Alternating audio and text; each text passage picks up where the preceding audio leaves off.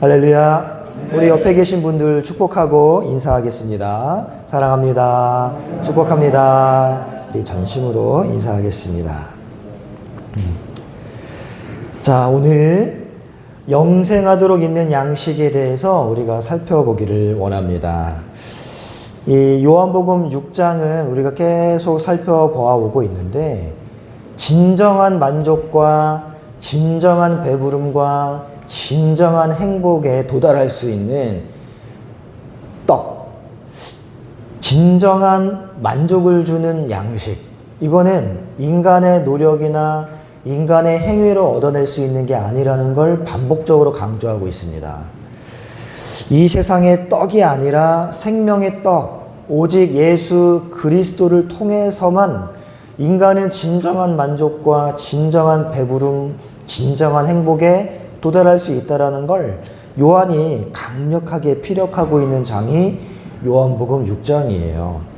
오늘 우리가 읽은 본문도 마찬가지로 행복에 도달하려고 애쓰는 인간들의 세속적인 행위나 이 땅에서 자신의 행복을 위해서 쌓고 있는 세상의 힘이 왜 그들에게 생명에 이르는 양식이 될 수 없는지에 관한 내용을 담고 있습니다. 26절에 보시면 주님께서 당신을 찾아와서 왕을 삼으려고 하는 자들에게 이렇게 일갈하세요. 너희들이 나를 찾는 이유는 배불렀기 때문이다. 너희들이 나를 찾는 이유는 너희들의 배를 불리기 위함이다라고 말씀하십니다. 진정한 하늘의 복을 찾아서 예수님을 찾아온 게 아니라는 거예요. 다시 말해서 예수를 따르는 그 목적이 진정한 영생, 진정한 하늘의 복을 위함이 아니라 지금 너희가 배가 불렀으니까 앞으로 또 이렇게 배를 불려주길 바라는 마음에 예수를 찾는구나 라고 그들의 마음을 꿰뚫어 보시고 일침을 가하십니다.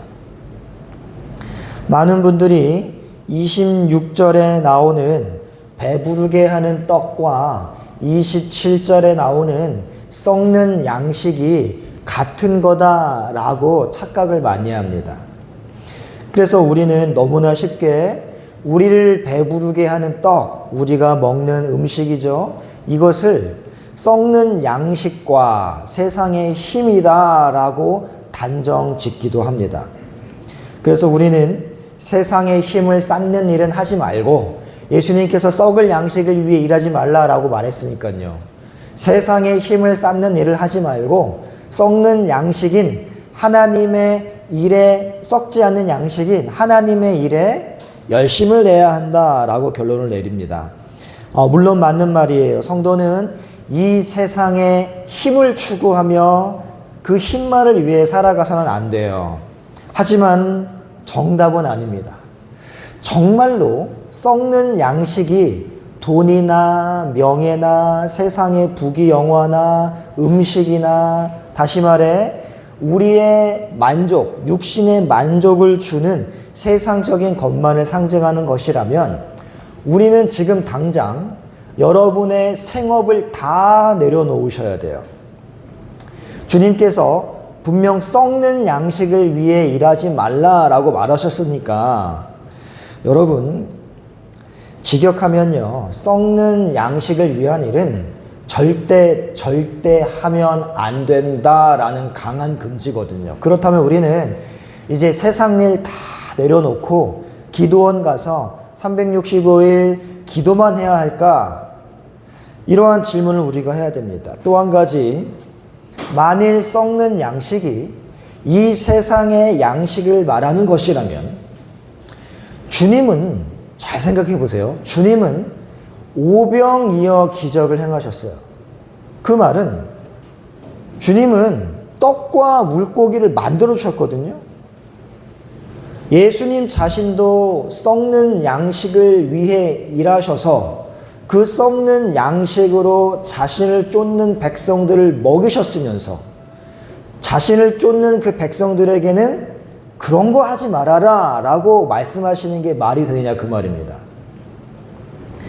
그러니까 주님께서 금하시는 썩는 양식이 과연 우리가 열심히 일해서 돈 버는 것, 우리가 배를 불리기 위해서 음식을 위해서 열심히 돈을 버는 것, 그러한 것을 의미하는 것일까? 우리가 그거를 생각해 보자는 말씀입니다. 26절과 27절을 잘 보시면요, 썩는 양식은 그들이 오병이어 기적 현장에서 먹는 떡과 관련이 있음을 알 수 있어요. 그리고 그 떡은 사람들을 배부르게 하는 것임을 알 수 있습니다. 그리고 그렇게 자신들의 배를 불리기 위해 주님을 찾아온 그 행위를 가리켜 우리 예수님은 썩는 양식을 위해 하는 일이라고 말씀하고 계세요. 예수님은 자신들의 배를 부르게 해주신 주님께서 계속해서 배부르게 해달라고 찾아온 그 자들의 행위를 일컬어서 썩는 양식을 위한 일이라고 말씀하는 겁니다. 다시 한번요. 자, 이 예수님을 찾는 사람들이 오병이어 기적을 통해서 자신들의 배가 불렀어요. 그리고 그 기적을 행하신 예수가 다시 한번 계속해서 나의 배를 불려주기를 원하는 마음에 예수를 찾아 혈안이 되어 여기저기 찾아다니다가 예수가 가버나움에 가셨음을 깨닫고 가버나움까지 배 타고 찾아갔습니다. 그렇게 예수를 찾는 그들의 목적을 보시고 하신 말씀이 썩는 양식을 위해 일하지 말아라예요. 그러니까 단순히 음식을 위해 일하는 것, 돈을 벌기 위해 일하는 것 자체를 썩는 양식이라고 말씀한 게 아니라 예수를 찾아온 의도를 보고 썩는 양식을 위해 일하지 말아라 라고 말씀한 겁니다. 다시 말해서 자기 만족을 위해 예수를 찾는 자들이 곧 썩는 양식을 위해 일하는 자들인 거예요. 근데 여러분 생각해 보세요. 그들은 눈에 불을 켜고 예수님을 찾았습니다. 그게 나쁜 일은 아니에요. 주님을 찾아온 게 왜 나쁜 일이겠어요? 그러나 주님의 이름을 부르며 자신을 찾아온 그 자들의 목적이 무엇인가에 따라서 여전히 썩는 양식을 위해 일하느냐 아니면 영생하도록 있는 양식을 위해 일하느냐가 갈라진다는 겁니다. 주님은 지금 자신을 따르겠다라고 자신을 찾는 일련의 무리에게, 다시 말해서 신앙 행위를 하고 있는 일련의 무리에게 썩는 양식을 위해 일하고 있다라고 지금 책망하시는 거예요. 그 말은 2024년 오늘날에도 이 예배당 안에서 예수의 이름을 부르며 혼신의 힘을 다해 종교 행위를 하고 있는 우리 가운데에도 썩는 양식을 위해 일하는 자들이 있을 수 있다라는 말입니다. 나의 배를 불리기 위해서, 나의 만족과 나의 유익을 위해서 신앙 행위를 한다면 그것은 썩는 양식을 위해 일하는 거예요. 나 자신을 위한 기도, 나 자신을 위한 구제, 나 자신을 위한 예배, 나의 위로를 위한 예배, 나 자신을 위한 봉사, 나 자신을 위한 헌금 등등이 이러한 범위에 해당될 수 있습니다. 전에 있던 교회에서 한 집사님께서 그 교회 식당이 지하거든요. 그 지하의 특징이 뭐냐면 일주일마다 제습기를 24시간 틀어놓지 않으면 일주일 만에 벽에 곰팡이 꽃이 펴요. 그래서 사람들이 항상 바닥에 앉아야 되는데 장판을 다 닦고 그리고 상을 펴고 그리고서 앉아 식사를 합니다. 곰팡이 때문에 앉을 수가 없어요. 그래서 한 집사님께서 테이블과 의자를 이제 헌물해 주셨습니다. 근데 한 달 정도 그렇게 테이블과 의자에서 이렇게 식사를 하는데 사람들이 그것이 신발을 항상 벗고 들어가서 닦고 앉던 것이 습관이 되다 보니까 뭔가 어색한 거예요. 장판도 다 드러냈어요. 어차피 곰팡이가 펴가지고 항상 닦아야 되니까 장판 그냥 다 드러내니까 밑에 그냥 그 회색 세면 바닥이 노출이 되는 거죠. 거기 위에다가 이렇게 테이블을 놓고 식사를 하는데 사람들이 불편한 거예요. 그래서 이 테이블을 다른 용도로 사용하고 원래대로 그냥 장판 깔고 먹읍시다라는 여론이 형성되었습니다. 그래서 그 여론에 따라서 그렇게 결정을 하고 테이블을 다른 용도를 위해서 딱 비치를 했는데 헌물을 하신 그 집사님이 화가 난 거예요. 내가 헌물했는데 왜 안 쓰냐 그거죠. 여러분, 그렇게 헌물하는 거, 그건 나를 위한 헌물이 되는 겁니다. 내가 인정받고 사람들이 사용하는 그 모습을 보면서 내가 뿌듯해하고, 그건 하나님을 위한 헌물이 아니에요. 그런 모든 것이 다 썩을 양식을 위해 일하는 것의 일환인 것입니다. 여러분, 심지어 나의 구원을 위한 종교 행위마저도 썩는 양식을 위한 일일 수도 있어요. 나를 위한 것, 모든 것이 썩는 양식입니다. 여러분, 27절을 보시면요, 조금 모순되는 듯한 표현이 나옵니다. 주님은 분명히 영생하도록 있는 양식을 위해 일하라 이렇게 말씀하시면서 그 양식은 예수님 당신이 주신다라고 말씀하세요. 무슨 의미일까요? 썩는 양식을 위해 일하지 말고 영생하도록 있는 양식을 위해 일하라고 말씀하시면서 그 양식은 내가 주겠다라고 말씀하십니다. 그렇다면 주님이 말씀하시는 일의 개념과 양식의 개념이 우리가 가지고 있는 일과 양식의 개념과는 뭔가 색깔이 다른 개념이에요. 먼저 주님께서 그 영생하도록 하는 양식을 주시겠다라는 그 어구부터 좀 해결하고 넘어가야 됩니다. 예수님께서 영생하도록 있는 양식을 당신이 주시겠다라고 하신 것은 예수님께서 그 양식을 가지고 계시다라는 의미가 되죠. 그럼 그 양식이 무엇인가 우리가 알아야 됩니다. 4장 34절에 그 양식이 이미 밝혀졌어요. 예수님이 갖고 계신 그 양식. 함께 읽습니다. 시작.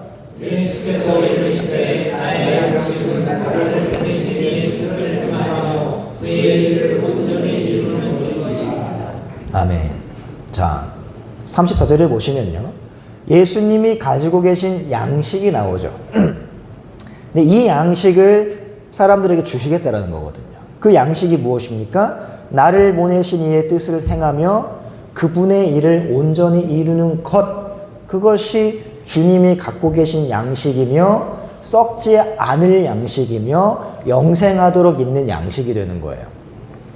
보세요. 예수님은 지금 자신의 뜻을 행하고 자신의 목적을 온전히 이루는 삶이 아니라 자기 자신이 부인되고 자신의 삶 속에서 하나님의 뜻을 행하고 하나님의 일을 온전히 이루는 그것을 양식으로 삼고 계셨던 겁니다. 바로 이 양식을 우리에게 주시겠다라는 거예요. 그게 바로 영생하도록 있는 예수님의 양식입니다. 따라서 주님께서 우리에게 주시겠다라고 하신 영생하도록 있는 양식은 나의 욕심과 나의 정욕을 채우면서 나의 비전과 나의 목표를 성취하는 삶이 아닌 하나님의 뜻을 행하고 하나님의 일을 온전히 이루는 것이 바로 그 양식인 것입니다. 그러니까 이해가 되십니까?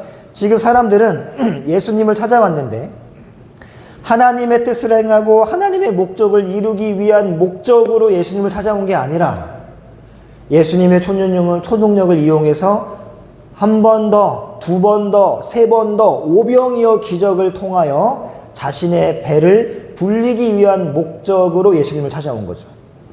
하나님의 뜻을 이루기 위한 목적이 아니라 자신의 만족을 채우기 위한 목적으로 예수님을 쫓아온 그들이 썩는 양식을 위해 일하는 것이었던 것입니다.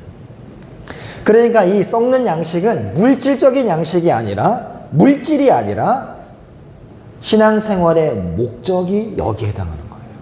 신앙생활의 목적이 썩는 양식이 될 수 있고 신앙생활의 목적이 영생하도록 있는 양식이 될 수 있는 것이죠. 우리를 배불릴 수 있는 양식이 나의 구원, 나의 소원 성취, 나의 행복, 나의 기쁨이 아니에요. 예배의 목적, 나의 만족이 아니란 말입니다. 하나님의 소원 성취, 하나님의 기쁨이 우리의 삶의 목적이 되어야 하며 그러한 양식이 진짜 우리를 배부르게 하고 진짜 만족하게 하고 진짜 행복하게 한다는 말이에요. 나의 배를 위해서 신앙생활을 한다면 내 배가 채워지지 않을 땐 그 신앙은 행복해지지 않습니다.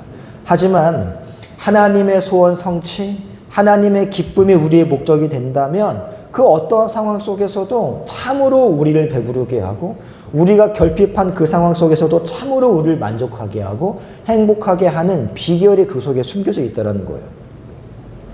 따라서 영생하도록 있는 양식을 위한 일이란 우리가 그 양식을 얻어내기 위해 열심을 부려야 하는 어떠한 일들이 아니라 하나님의 뜻을 행하고 하나님의 일을 이루기 위해 신앙생활하며 예수를 찾는 그것입니다.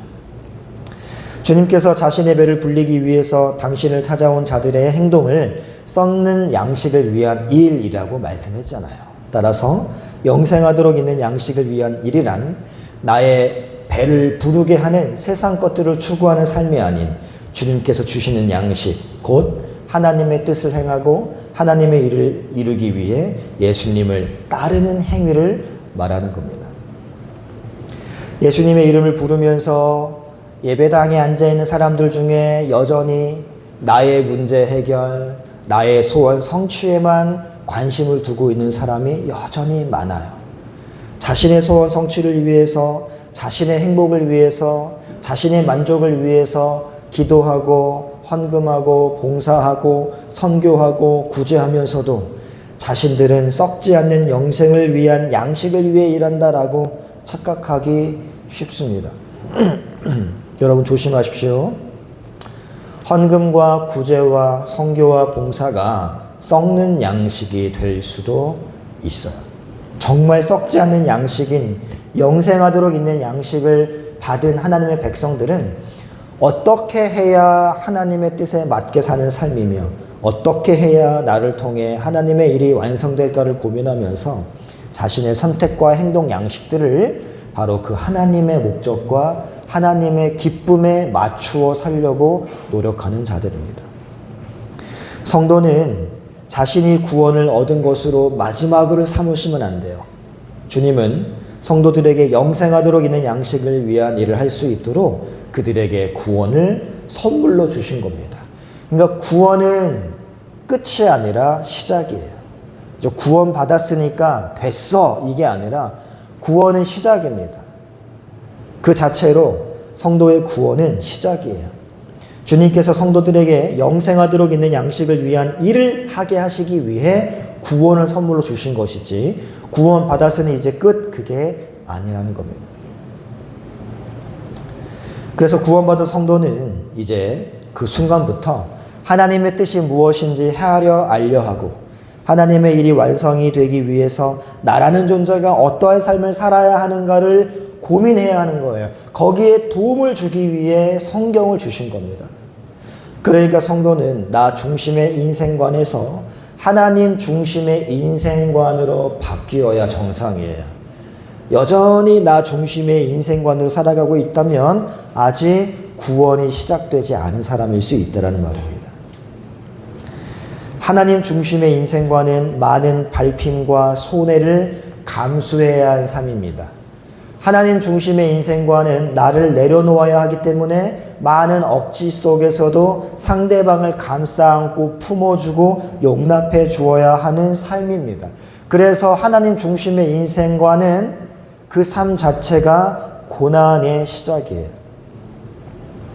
나의 만족을 위해서는 나에게 손해를 입힌 자들에게 동일한 무게의 복수를 해 주어야 합니다. 그게 구원받지 못한 자의 특징이에요. 여러분, 구원받지 못한 자의 특징 중에 가장 두드러진 게 무엇인지 아십니까? 바로 보복운전입니다. 나에게 누군가가 손해를 입혔어요. 누군가가 나에게 안 좋은 경험을 하게 했어요. 그러면 거기에 버금가는, 아니 2배, 3배 되는 보복을 입혀야 돼요. 여러분, 하나님의 뜻을 행하고 하나님의 일이 완성되는 것을 나의 삶의 목적으로 삼고 사는 사람들은 그러한 것을 그냥 꾹 누르고 묵인할 수 있습니다. 하나님의 목적이 나의 삶의 목적이 된 사람들은 하나님의 간곡한 부탁, 내 이웃을 네 이웃처럼 사랑하라 라는 그 하나님의 간곡한 부탁이 마음속에서 뜨겁게 꿈틀거리고 있기 때문에 참고 용납하고 섬기고 용서하며 살아갈 재능이 생기는 거예요. 그 삶은 세상적으로 볼 때 고난입니다. 멍청한 삶이에요. 당해주는 삶이니까요. 그러나 그 삶이 바로 하나님의 뜻을 이루는 삶이고 하나님의 일이고 하나님의 목적이 완성되어가는 삶이기에 꿋꿋이 이겨내며 살아가는 것이 영생하도록 있는 양식을 위한 성도의 일인 것입니다. 그리고 그러한 삶이 모두에게 온전히 완성되어 발휘되어 완성되는 바로 그날이 하나님 나라의 완성의 날이죠. 그러한 영생하도록 있는 양식을 위해 일하도록 우리에게 성경이 주어진 것이고 그러한 성경은 성도들에게 영생하도록 있는 양식을 위해 일하는 자들아 끝까지 이겨라, 끝까지 이겨라. 그러면 생명의 면류관이 너희에게 주어질 것이다 라고 응원을 보내는 것이 성경인 것입니다. 베드로전서 2장 9절에 보시면요, 하나님이 우리를 구원하신 이유가 나와요. 함께 읽어보겠습니다. 2장 9절입니다. 시작.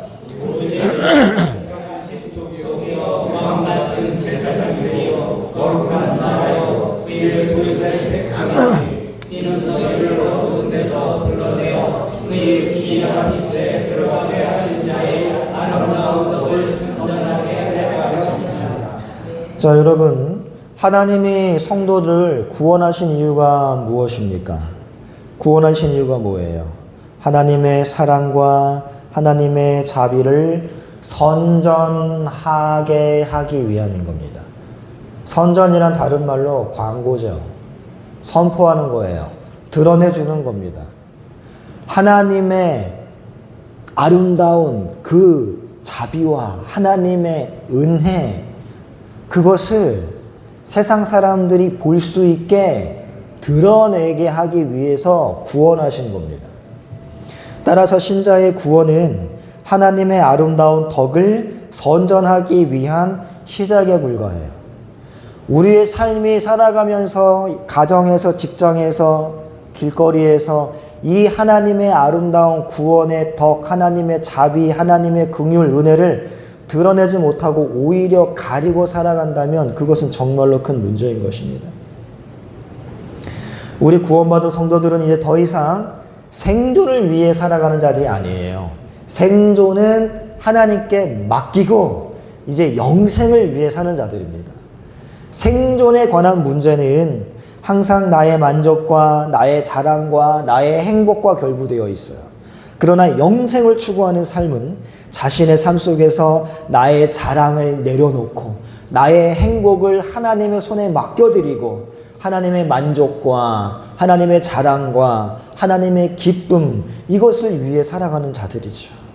여러분, 이스라엘이 광야 40년 동안 싸운 게 무엇이었습니까? 사람이 떡으로만 사는 게 아니라 하나님의 말씀을 쫓아 살아야 한다라는 그 진리를 배우기 위한 싸움이었어요. 그것을 교회에서도 배워가는 겁니다. 그런데 오늘날 교회를 보면 성도들이 자꾸 하나님께 예수님을 쫓아서 가버나움으로 배 타고 건너온 사람들처럼 한 번 더 오병이어 나에게, 한 번 더 오병이어 나에게, 이것을 요구하고 있어요. 다시 말해 세상의 떡을 달라고 조르고 있는 성도들이 굉장히 많습니다.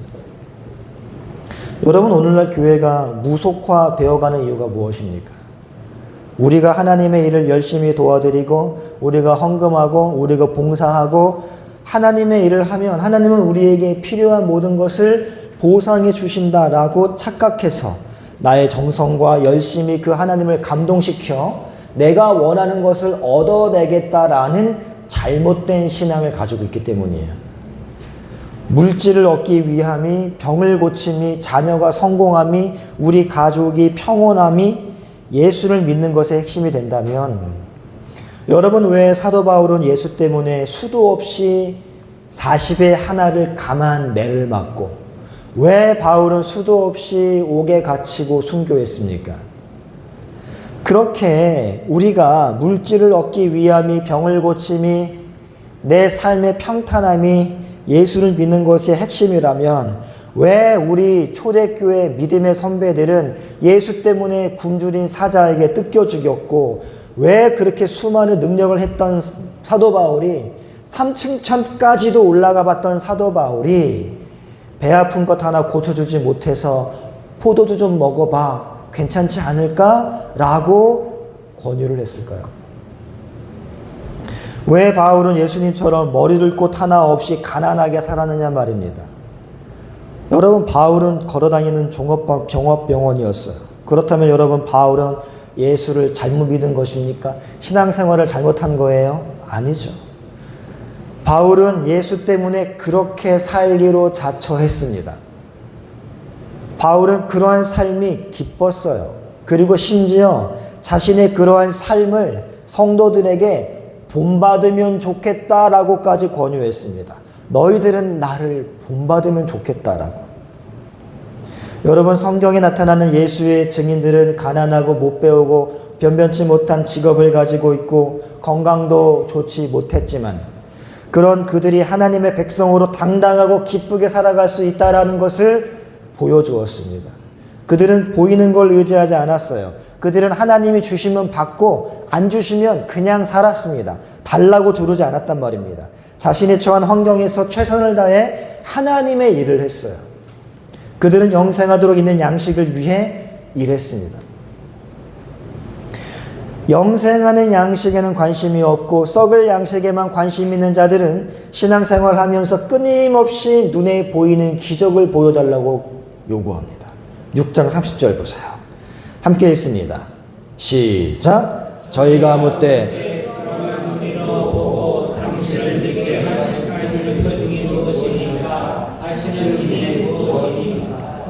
예수님이 하나님의 보내신 자를 믿는 것이 하나님의 일이다 라고 말을 하니까 이 우매한 자들이 뭐라고 얘기해요? 당신을 믿도록 표적을 보여주세요 라고 이야기합니다. 그리고는 모세가 광야에서 만나를 내려 자신들에게 기적을 보여주었기 때문에 존경받는 선지자가 되었으니 당신도 그런 기적을 한번 보이라는 거예요. 6장 32절 보십시오.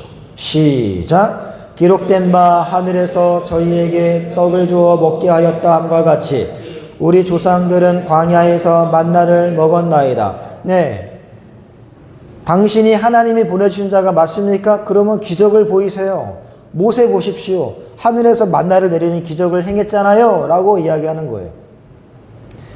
여러분, 오병이어로 2만여 명이 광야에서 배불리 먹은 기적 속에서 주님을 찾아온 사람들이 또 기적을 보여달라고 이야기합니다. 이게 믿음 없음의 증거예요. 뭔가를 자꾸 보고 싶어하고 자기 인생 속에서 기적들을 자꾸 경험하고 싶어하는 사람들의 특징은 그들의 그 요구가 절대 만족되지 않는다는 것을 우리가 알 수 있습니다. 기적을 보고 신앙생활을 하는 사람은 그 기적이 사라지면 신앙도 함께 사라집니다. 소원 성취를 위해 신앙생활을 하는 사람들은 자기의 눈에 소원 성취라는 결과물이 보여지지 않으면 이내 그 믿음을 버립니다. 눈에 보이는 기적이 정말 믿음을 줄 수 있다면 왜 그런 엄청난 기적을 체험한 이스라엘 백성들은 왜 광야에서 다 죽었겠어요? 믿음은 창세전의 구원키로 택하신 백성에게 주시는 하나님의 선물입니다. 우리 요한복음 6장 44절 함께 읽어봅니다. 시작. 나를 보내신 아버지께서 이끌지 아니하면 아무라도 내게 올 수 없으니 오는 그를 내가 마지막에 다시 살리리라. 네, 이렇게 믿음은 하나님께서 이끌어 주신 그들이 주님께로 인도받은 그들에게만 주어지는 선물이에요. 그러니까 제 아무리 엄청난 기적이 눈앞에 일어나도 하나님께서 이끌지 않은 자들은 하나님의 전능하심을 이용해 자신의 필요를 채우려고 기도는 할 수 있지만 예수는 믿을 수 없어요. 보여주면 믿겠다라고 하는 사람들은 자신이 정말 잘못된 신앙을 갖고 있는지조차 알지 못하고 있습니다. 전에 제가 사역하던 교회에서 제가 중고등부 교역자로 일하고 있을 때 한 집사님이 저에게 이렇게 와서 이야기했습니다. 목사님, 이번에 정교인 체육대회 하지 말자고. 그때 정교인 체육대회 주관을 제가 했거든요. 그래서 왜요? 그랬더니 자기가 기도했는데 하나님께서 보여주셨다라는 거예요. 정교육체육대회 하면서 사람들이 다칠 거다. 그래서 하나님의 음성도 들려주셨대요. 체육대회 하지 말거라. 그러한 메시지를 주실 거면 책임자인 나에게 말씀하시지 왜 그분에게 말씀하셨을까요? 저에게는 이런 방법 말씀하시지 않는 하나님께서 왜 그 집사님에게는 말씀하실까? 그래서 그 집사님에게 이야기했어요. 저에게는 아무 말씀 안 하셨으니까 그냥 진행하겠습니다. 당연히 체육대회에 아무 일도 발생하지 않았어요. 줄다리기 하면서 한 학생이 여기 상처가 났습니다. 근데 그 집사님은 이거 보라고 여기다가 계속 물고 늘어지는 거예요. 내 말 들었으면 그 아이 안 다쳤는데. 여러분, 환상을 보고 기적을 보고 어떠한 신비한 현상, 그러한 것을 추구하면서 신앙생활을 하는 것은 절대 건강한 신앙생활을 할 수 없습니다. 그 집사님 지금 당연히 교회를 떠나 신앙생활을 하고 있지 않아요. 여러분, 부자가 지옥에 갔을 때 뭐라고 요청했어요?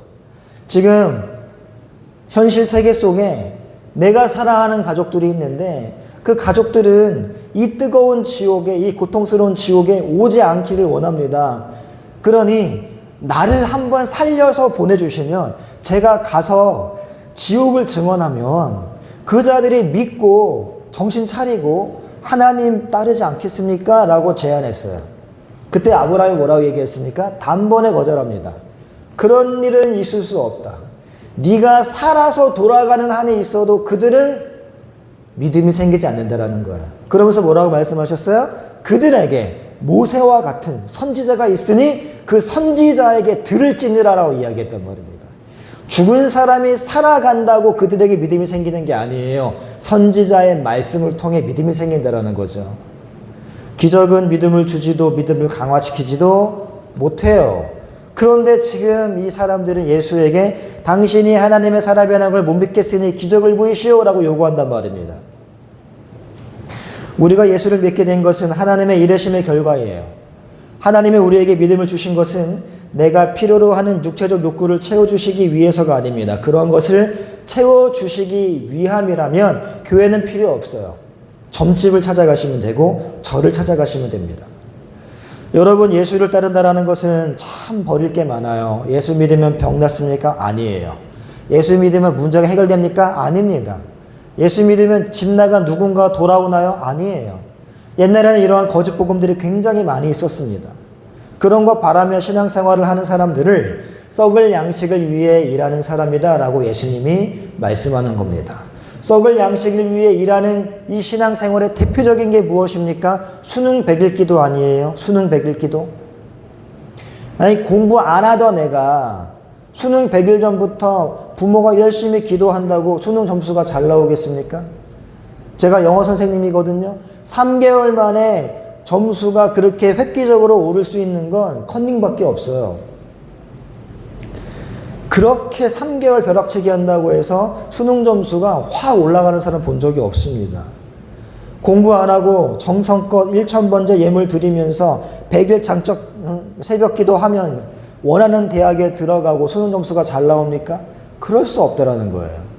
여러분 100일 기도해가지고 수능 100일 기도해가지고 수능 점수가 대박 친다면 열심히 공부한 애들은 뭐가 됩니까? 열심히 공부한 애들은 뭐가 돼요? 공부 안 한 이 녀석이 부모가 100일 동안 금식하면서 기도했어요. 그랬더니 수능 점수가 확 올랐어요. 그럼 열심히 공부한 걔는 뭐가 되냐고요. 다른 일례로 일본과 우리나라가 축구 경기를 한다고 가정해 보겠습니다. 그럼 우리나라 기독교인들은 기도하겠죠? 하나님 우리나라 이기게 해달라고 말이죠. 그 어느 나라가 이길까요? 기도했으니 한국이 이겨야 됩니까? 아니에요. 실력과 전략이 좋은 팀이 이기는 거예요. 기도한다고 축구를 이기는 게 아니란 말입니다. 하나님은 기도한다고 실력도 없는 그 팀이 이기게 하시지 않아요. 하나님은 그렇게 우리가 기도한다고 해서 불공평하고 불합리하게 이 세상을 다스리는 분이 결코 아니에요. 제가 일전에 한번 영화를 예를 든 적이 있습니다. 브루스 올마이티라는 영화 보신 적 있으십니까? 브루스 올마이티라는 영화가 뭐냐면 굉장히 전지전능한 한 사람이 있어요. 그 사람 이름이 브루스입니다. 그 사람에게 이거 해주세요. 소원을 올리는 이메일이 와요. 그럼 브루스가 그 이메일에 답변을 딱 하면 처리가 돼요. 그러면 그 사람의 그 바라는 일이 이루어집니다. 그러니까 한마디로 사람들이 브루스에게 이메일로 기도하면 브루스가 이메일 답변에다가 오케이 처리하면 그 일이 이루어지는 거예요. 근데 한 번은 이 브루스 이메일에 메일이 엄청 많이 쌓인 거예요. 그래서 하나하나 읽어보고 처리해야 되는데 이 사람이 귀찮은 거죠. 그래서 다 오케이 처리했더니 세상이 어떻게 된지 아세요? 풍비박산 났어요. 무질서해지고. 하나님은 그렇게 일하지 아니하십니다. 질서의 하나님이세요. 여러분, 우리는 그런 거 바라며 기도하거나 봉사하거나 신앙생활 해서는 안 됩니다. 우리의 고백은 늘 주님, 나는 아무것도 아닙니다. 내 소원은 이루어지지 않아도 좋습니다. 오직 하나님의 뜻이 내 삶 속에 이루어지기를 원합니다가 되어야 돼요. 이게 나라가 임하옵시고예요. 뜻이 하늘에서 이루어진 것 같이 땅에서도 이루어지다라는 주기도문의 고백의 내용인 것입니다. 예수님도 그렇게 기도하지 않았습니까? 인간으로서의 예수님은 솔직히 자신의 뜻이 있었어요. 참 하나님이지만 참 인간이기에 하나님의 뜻과 인간의 뜻이 충돌했단 말입니다. 그게 예수님의 십자가를 지시기 전에 기도에서 고스란히 드러납니다. 예수님은 십자가 지는 게 두려웠어요. 피할 길이 있으면 피하고 싶었습니다. 근데 예수님의 기도의 결론이 뭐예요? 내 뜻대로 마시고 아버지 뜻대로 하시옵소서입니다. 하나님의 뜻이 이루어지는 걸 바라셨어요. 비록 무서웠어요. 자신의 손에 구멍이 뚫리고 아킬레스건이 다 끊어지고 등에 채찍이 박히고 뼈 조각이 박히고 십자가를 지고 골고다로 올라가는 그 모든 일련의 과정이 두려웠습니다. 하지만 그 두려움을 내려놓고 하나님의 뜻이 이루어지기를 바랍니다가 그분의 기도의 결론이었단 말입니다. 그것이 영생하도록 있는 양식을 위해 일하는 거예요. 진정한 신앙생활은 여러분 참 많이 힘듭니다. 그래서 내가 내 힘으로 신앙생활 하려고 하면 도저히 감당할 수가 없어요.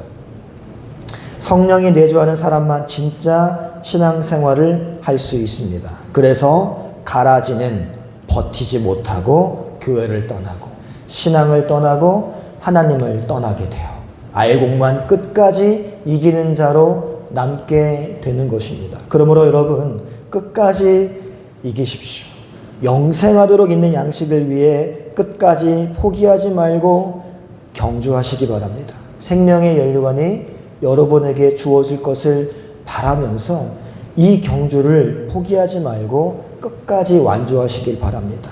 우리 다 천국에서 보상받고 위로받으면서 영원히 행복하게 살 날만 바라보며 오늘 하루하루 하나님을 믿는 자답게 썩는 양식이 아닌 영생하도록 있는 양식을 위해서 하루하루를 열심히 살아가는 우리 모두가 되기를 말씀으로 축복합니다.